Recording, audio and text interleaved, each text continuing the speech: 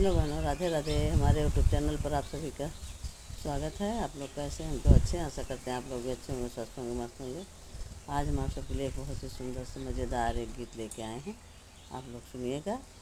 नाच गीत है। अगर आपको हमारी गीत अच्छी लगे तो लाइक शेयर कमेंट द्वारा बताइएगा हमारी गीत कैसी लगी। मैं कहाँ चली जाऊँ राम, नींद के मारे मैं कहाँ चली जाऊँ राम, नींद के मारे, नींद के मारे बगियवा में गईले, निदिया के मारी बगियवा में गईले। मलिया कहाई चली आवा हाली हाली, मैं कहाँ चली जाऊँ राम, नींद के मारी मैं कहाँ चली जाऊँ राम, नींद के मारी। लागे अंगहाई कुआनवा पे गईले, लागे अंगहाई कुआनवा पे गईले।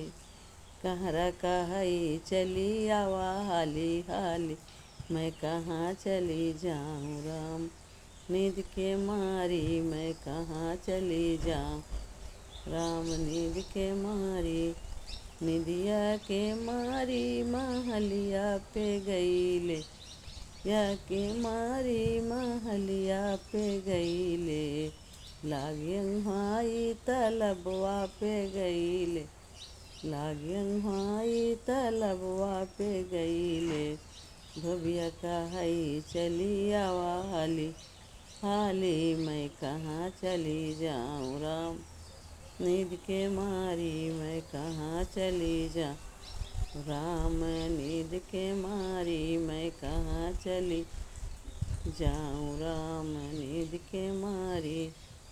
नींद के मारी महलिया में गईले, लागी अंगहाई महलिया पे गईले। देवरा कहाई चली आवा हाली हाली, मैं कहाँ चली जाऊँ राम, नींद के मारी मैं कहाँ चली जा, नींद के मारी।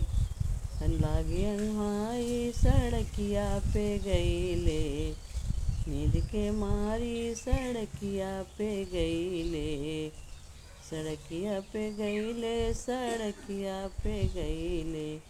रहिया कहाई चली आवा हाली हाली, कहाँ चली जाऊँ राम, नींद के मारी मैं कहाँ चली जाऊँ राम, नींद के मारी मैं कहाँ चली जाऊँ राम, नींद के मारी।